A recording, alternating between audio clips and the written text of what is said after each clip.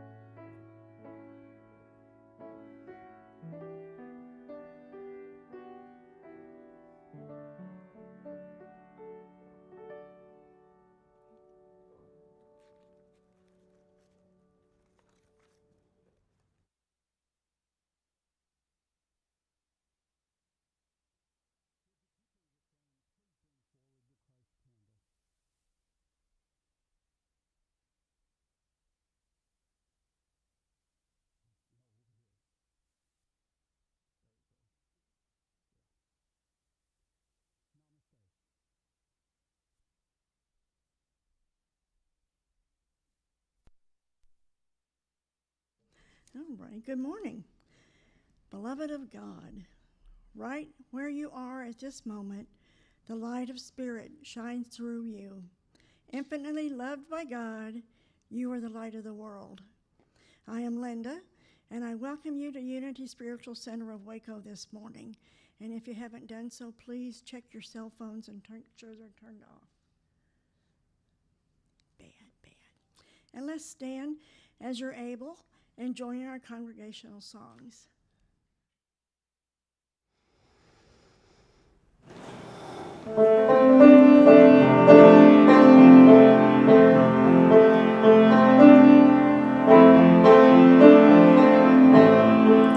God is my source, God is my power, God gives me everything I need. So I give thanks for all my blessings, God gives me everything I need. God is my source, God is my power, God gives me everything I need. For I give thanks for all my blessings, God gives me everything I need. God is my source, God is my power, God gives me everything I need. So I give thanks for all my blessings, God gives me everything I need. Love is my source, love is my power, love gives me everything I need. So I give thanks for all my blessings, love gives me everything I need.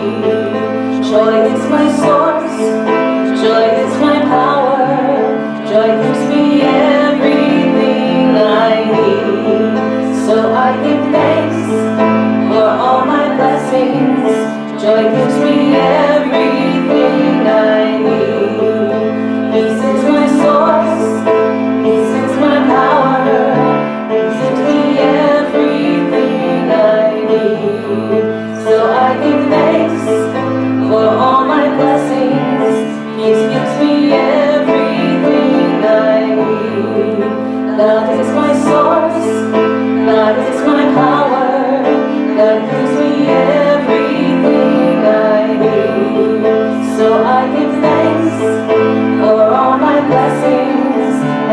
me everything I need. God is my source, God is my power, God gives me everything I need. So I give thanks for all my blessings. God gives me everything I need. God is my source, God is my power, God gives me everything I need. So I give thanks for all my blessings. God gives me everything I need. God is my source, God is my power, God gives me everything I need. So I give thanks for all my blessings. God gives me everything I need.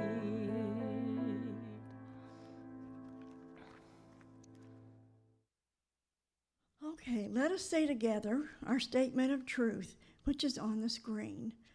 There is only one presence and one power in the universe and in my life, God, the good, omnipotent. We are a beacon of love and light for those who need this spiritual home right now. And let us say together our vision, mission, and our core value for today. Our vision: to awaken an awareness of spirit in our lives through modern application of ancient wisdom. And our mission: raise consciousness, transform lives, heal the planet, one person at a time, beginning with me. And our daily word, our core value for today is gratitude. Okay. We appreciate and celebrate the fullness of life that flows to us through God, our instant, constant, and abundant source. Now the daily word. And for today, Sunday, June 26th, the word is kindness. It is my nature to be kind. Divine love is inherent within me, part of my spiritual identity. Opportunities abound to be kind, and I hold that intention today. Ideas will fill my mind, perhaps as a nudge to call a neighbor, send a note, extend a smile, or give a compliment. Practicing kindness includes sharing my gifts and talents in ways that allow me to express my individuality by giving of myself. Focusing on kindness, I am patient in all my dealings and resist easy judgments and prejudices. I am keenly aware that challenging situations can frustrate me, but I also welcome that as occasions to call upon my higher self as a loving and peaceful being. Therefore, I practice kindness, the more easily it becomes the song of my heart and way of my life. And from Zechariah, book 7, chapter 9, render true judgments, show kindness and mercy to one another. And our affirmation, which I'll read and then we'll all say together: I am love in action, sharing acts of kindness. I am love in action, sharing acts of kindness.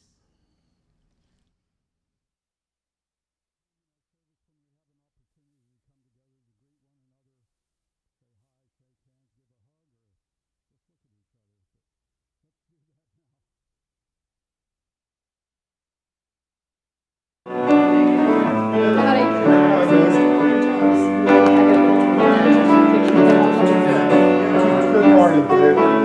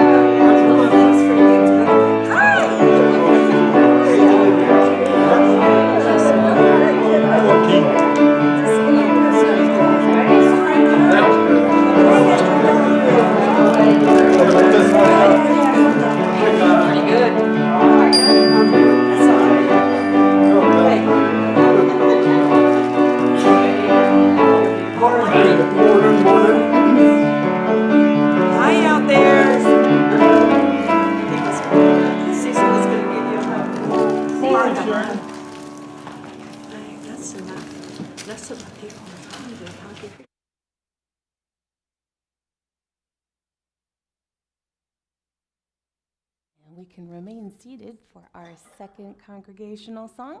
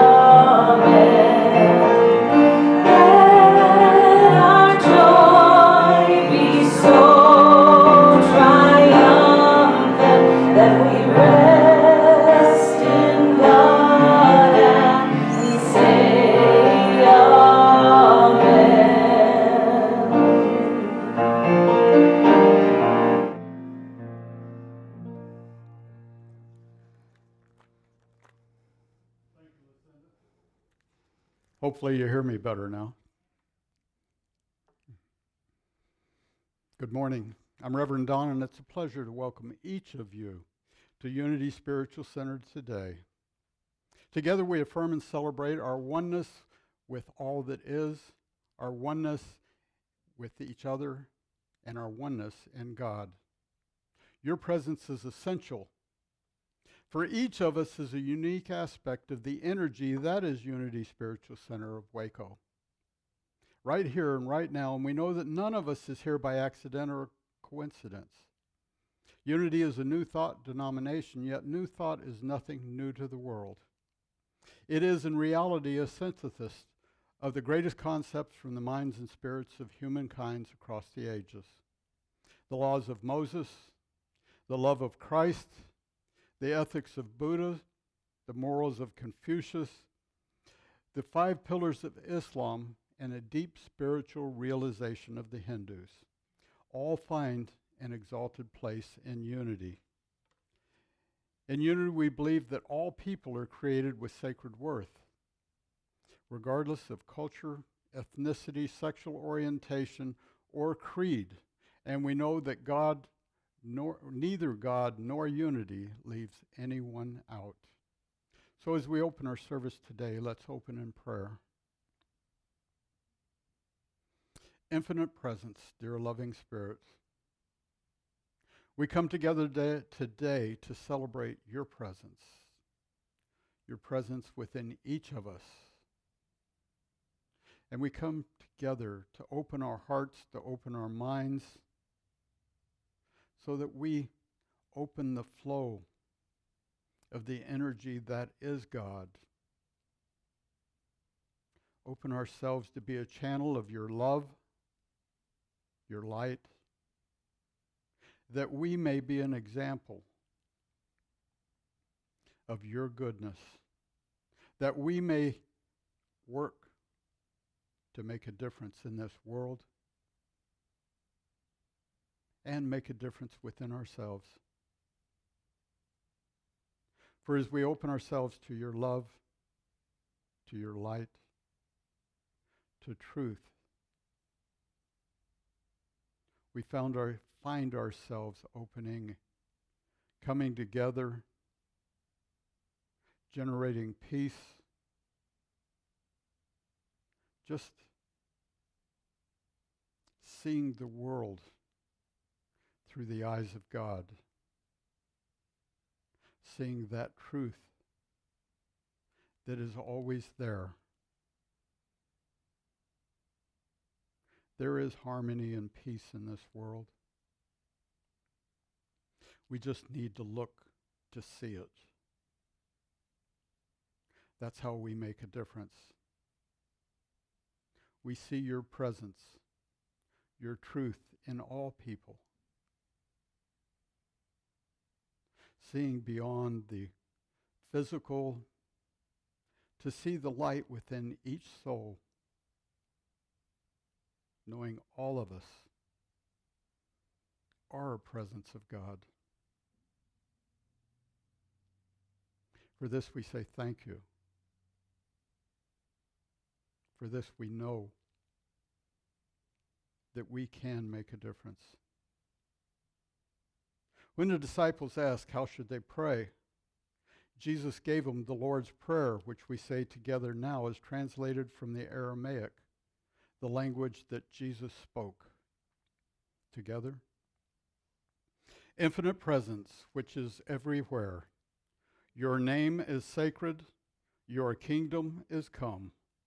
Your will is throughout the earth, even as it is throughout the universe. You give us our needful bread from day to day, and you forgive our offenses, even as we forgive our offenders. And you let us not enter into materialism, but you separate us from error, because yours are the kingdom, the power, and the song, and the praise, from all ages, throughout all ages, sealed in faith, trust, and truth. Each of us is the light and love of God. Spiritual beings having a human experience. You are God's beloved, and we embrace you today.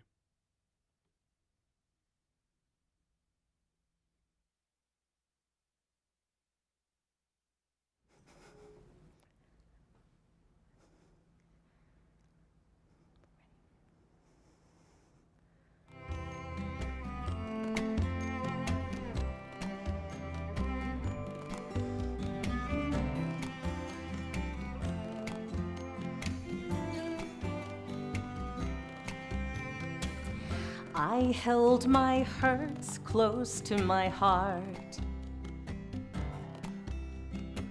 I watered them with tears and held myself apart, nursing old wounds every day. Always surprised they never went away.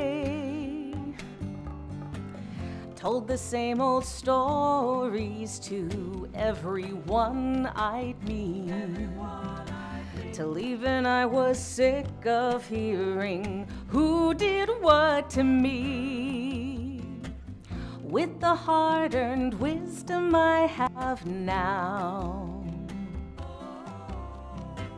I wouldn't do again what my old self would allow. What I hold on to holds on to me. Resentments I carry won't let me be free. My new religion is live and let be. What I hold on to holds on to me.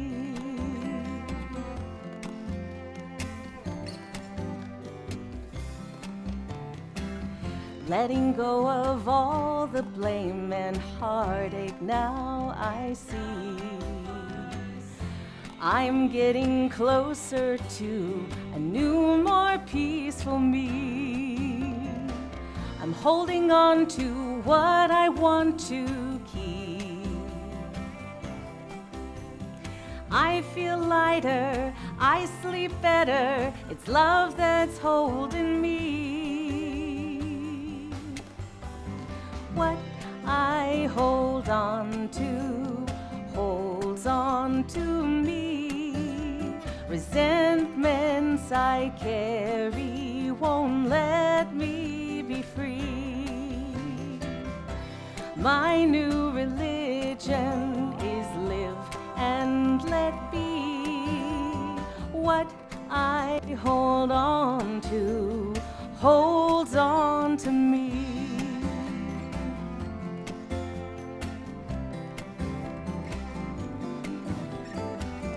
I'm doing a Davy Jones dance. Let's go. I'm part of the Monkees. Now I can stand back and see. The past is the past, but the future's up to me. What I hold on to holds on to me. Resentments I carried wouldn't let me be free. My new religion is live and let be.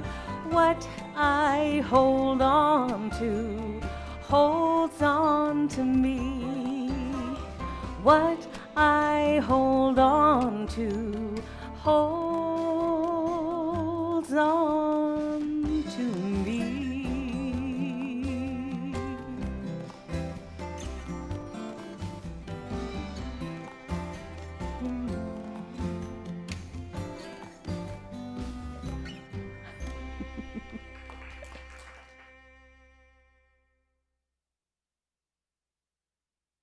A beautiful voice, as always.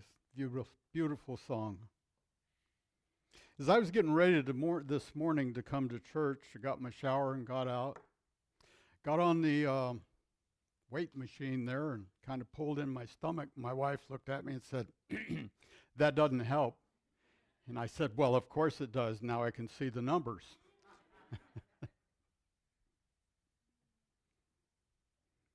Deep in the heart of Silicon Valley, there lived a high-strung, high-tech executive who found herself in the midst of a stress-induced meltdown.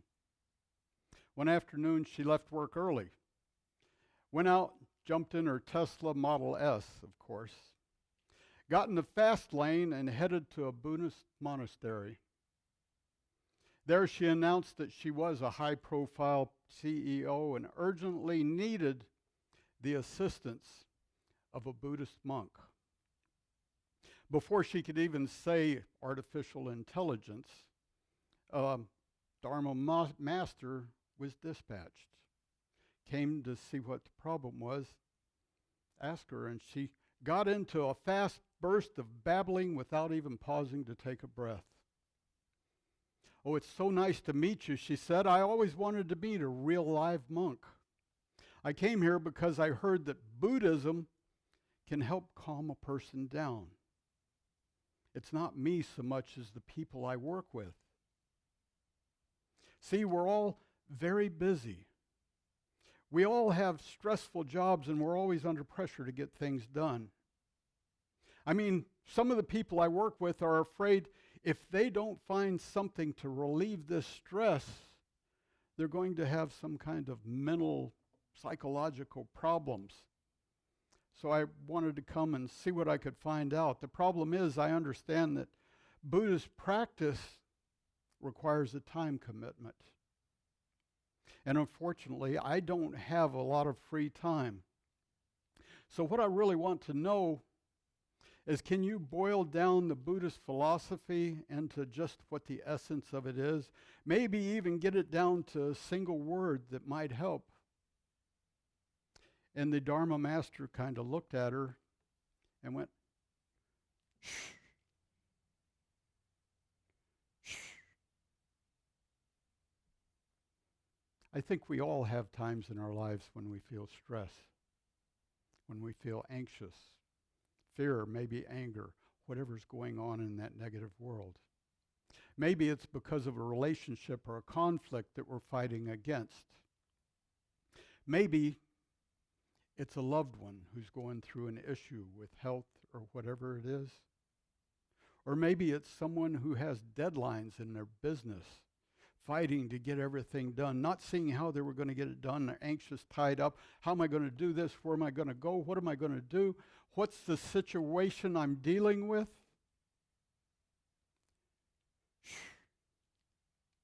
Maybe we need to step back for a moment. Just take a deep breath.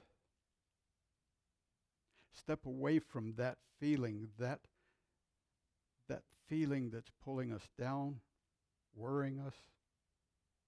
And by doing that, maybe we can just come back into the situation a little more balanced, a little more focused, where we can deal with it through that presence within us. That's how we can deal with life. We all suffer from stress here and there, anxiety. But just take a moment to step away, to feel that truth, that presence of God within us. It puts things more back in perspective of our spirit, our truth of who we are. There's an old story of 3 blind men. They were arguing on exactly what an elephant was. One of them was standing out front holding onto the trunk. And as he felt the trunk, he said, I know what it is. An elephant is a long, slender, muscular animal. The blind man standing on the side of the elephant said, oh, absolutely not. You don't know what you're talking about. He said, I can tell an elephant is vast beyond comprehension. It's huge. Well, the third blind man was standing behind the elephant holding onto the tail, and he says, you both have no idea what you're talking about. It's long, skinny, and hairy. I know what an elephant is. So they couldn't come together, couldn't figure it out, didn't know what to do. But there was a man sitting over to the side of him there with his eyes closed, and they said to him, maybe you can help. What is your understanding? What is an elephant? Without even opening his eyes, he said, an elephant, well, simply the idea of an elephant that I carry in my mind. A lot of what we deal with in life is simply the idea of what we carry in our mind. We need to allow ourselves to be more in balance. If we go to our dictionary, quantum is used as quantum theory. It means an elemental unit. But in the new physics of today, bless you, as we most often hear it, it's referred to as quantum leap. A quantum leap is that which is a sudden and extensive change or advance. With God, we can have it be a time for us to make a quantum leap in our lives right now, today. A paradigm is a pattern, an example, or a model. I like to think of it as a mental spiritual map. Maybe we're not always aware of it, but we do have a mental map within ourselves that guides us, leads us. It is through these maps that we find our way through all of the sudden changes and challenges in our lives. We particularly refer to these maps a great deal when some sort of challenge comes along. People and organizations have a stamp of identity that they use as a path or a map, whether it has worked in the past or not. We're creatures of habit. We fall back into patterns of what we've always done. Maybe we can change. In the 5th chapter of John, 2 through 14, the Bible tells us of the healing of a man at the pool of Bethesda. Now in Jerusalem, by the sheep gate, there is a pool called in Hebrew Bethesda. It has 5 porticos. In these lie many invalids, blind, lame, paralyzed. One man had been there ill for 38 years. Often this is talked about as the healing story in the Bible of a lame man. But in reality, the Bible never said he was lame. It said he was ill. When Jesus saw him laying there and knew that he'd been there for a long time, he asked him, he said, well, do you want to be made well? The sick man answered him, Sir, I have no one to put me into the water, to put me into the pool when it's stirred up. And while I'm making my way, somebody always moves in front of me and gets in the pool ahead of me. I've never been able to get there in time. For 38 years, he had been lying beside this pool, waiting for the waters to be stirred up, perhaps by the wind or the current. But it was believed that within this short period of time, that if you could make your way to the water, this would heal you. But there was always someone jumping in front of him. He could not make it in time. So he laid there on his mat for 38 years. He said there was nobody to help him. The man had quite an attitude of giving up. Jesus said to him, Stand up, take your mat, and walk. At once the man was well. He took his mat and began to walk. Now that day was the Sabbath. So the Jews said to the man who had been cured, This is the Sabbath. What are you doing? It's not lawful for you to carry your mat. Here's a man who had been ill for 38 years. And now he's walking away with his mat, and they are saying he can't do that. If we look at it in a spiritual way, which is spiritually enlightened, I should say, is it the touch of God and the miracle? Or the human ordinances and practices to try to induce spirituality? Something comes to us and we immediately want to know if it's legitimate, direct. We even question the fact that perhaps we feel much better and we've gone through what might be a healing. But is it real? But then he answered them. He said, The man who made me well said to me, Take up your mat and walk. And they asked him, Who is the man who said to you, Take it up and walk? The man who had been healed did not know who it was, because Jesus had disappeared back into the crowd. In the minds of the questioners, these men were sinning because they were not following the ordinances of God. However, it was God that did the actual healing. And what better day for God's healing than on the Sabbath? Presence of God is always there. This is a part of the story that's usually left out or just skimmed over. And Nothing really is made of it. But it goes on to say that later Jesus found him in the temple and said to him, "See, you have been made well. Do not sin anymore so that nothing worse happens to you." He is teaching a spiritual cause and effect, not the punishment of God. In Unity, we teach sin is missing the mark, error thinking, holding ourselves away from the presence of God. And in this story, the symbol of this temple is the enduring temple built in the understanding of God. All of a sudden, it says that this man who did not even know who Jesus was, who did not even know what presence was actually healing him, really had no identification with the spiritual whatsoever. But he was now in the temple. The temple has an outer court and an inner court.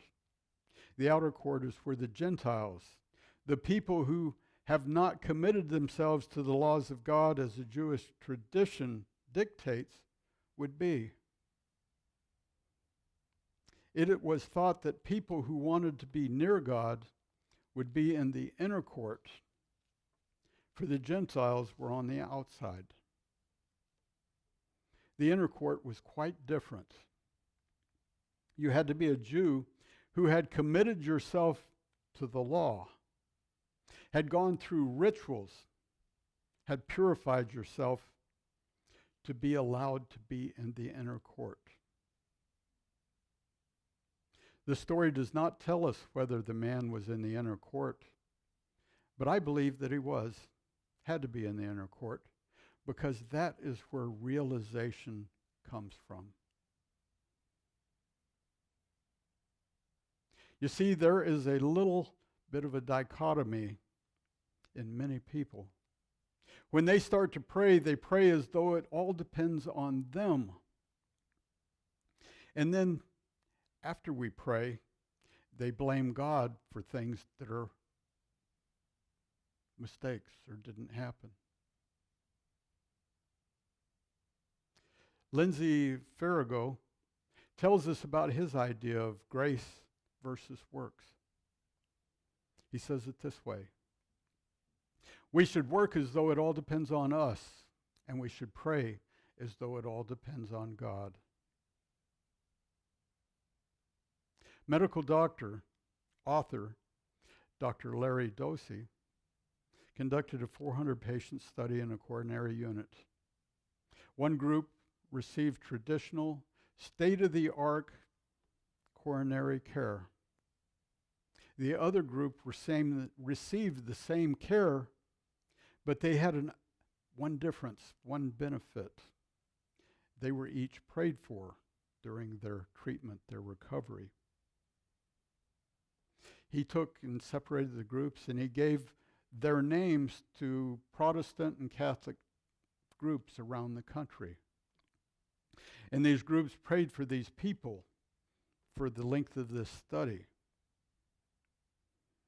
Nobody knew who it was. It was a double-blind deal where the patients, the doctors, the nurses, no one knew which ones were in which group.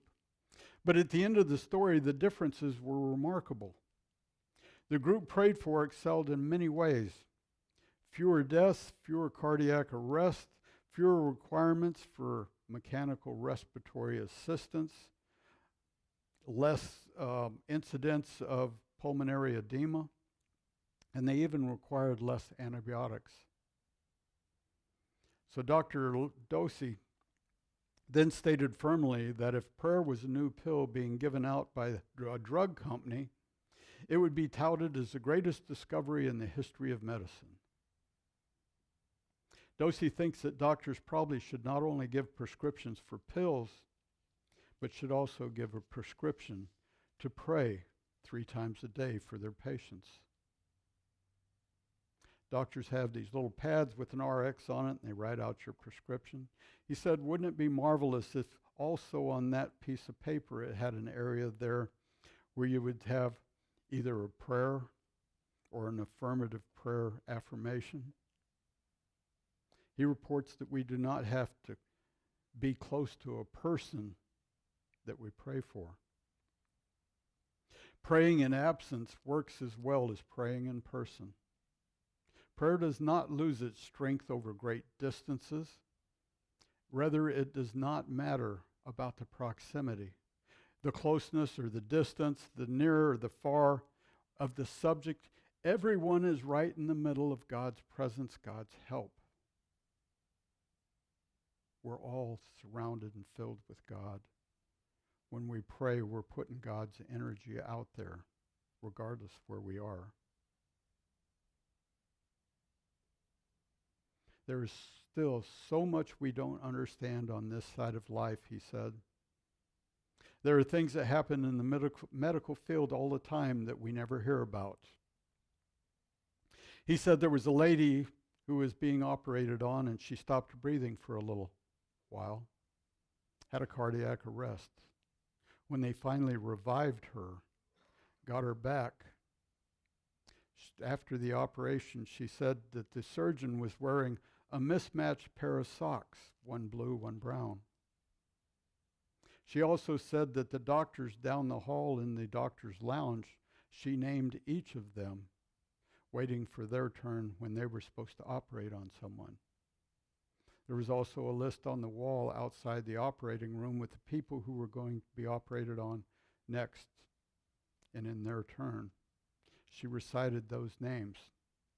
He said she was flawless in everything she said. But what the remarkable part of this was she had been blind since birth, had never seen anything with her physical eyes. But when she was in that spiritual state, seeing through spirit, she was able to see beyond our limitations, our beliefs, opening herself to God, to truth. I believe the man in the pool suddenly had a new spiritual leap. I think he finally made the paradigm leap from the outer to the inner court, if you would. From that small picture to the big picture. He went from the realization that he really didn't need human help, but that he really needed was to open himself to God, to spirit, to truth. Yes, we should work as though it all depends on us. But we should pray as though it depends on God. We all face circumstances, difficulties we have to deal with, whether it's people, whether it's work, whether it's family or somebody who's ill, maybe ourselves. But it's all there for us. We just need to step back, take a breath, allow that presence to guide us. Then when we move back into whatever the situation is, maybe we can find a little more balance. Maybe we can feel ourselves making a leap. So as I leave you today, I want to leave you with a prescription for each of you. 3 times a day, I'd like for you to pray, God is my present help for my every need. And as I close this, I'd like for us all to say that together 3 times. Together, God is my present help for my every need. And again, God is my help, present help, I should say, for my every need. And one last time, God is my present help for my every need. So let's take that now into a time of meditation. So right where you are, just sit back. Allow the chair to support you. Put a finger to your lips and say, shh. Then take a deep breath. Step back from the cares of today and allow yourself to drift slowly into that presence, that truth that is God. Just slowly breathing in, slowly breathing out. Just slowly drifting into that zone of comfort,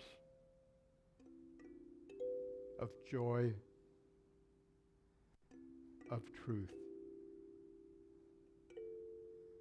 You are an expression of God.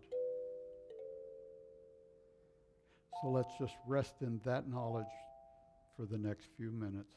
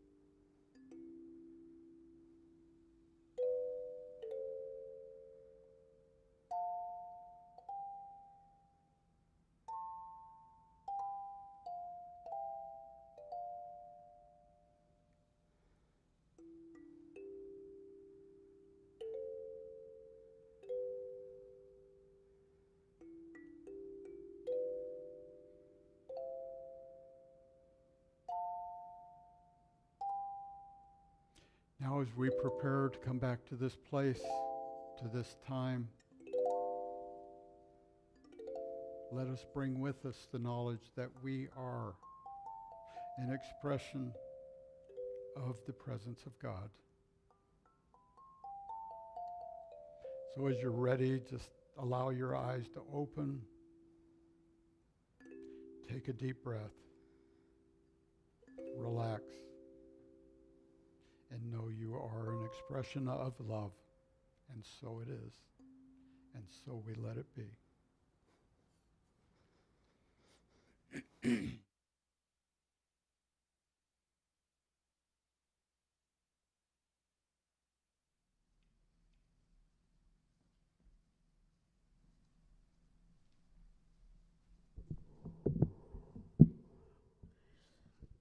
Thank you. That was very interesting and gave me a lot to think about.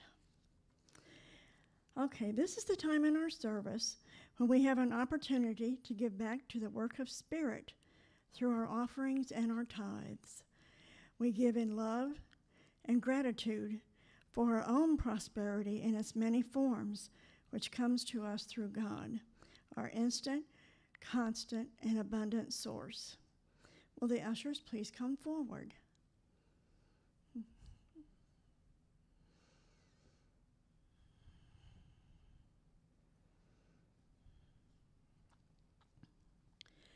I invite you to hold your offerings in your hand as we say our offertory blessing together. Divine love, through me, blesses and multiplies all of the good I am and have, all of the good I give and receive, and I am grateful.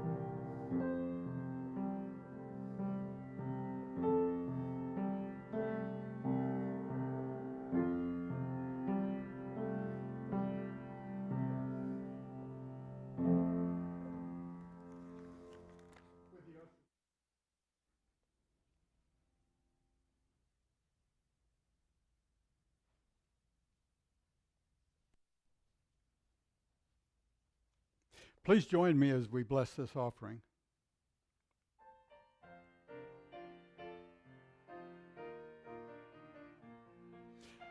Gift goes forth on the wings of love, and it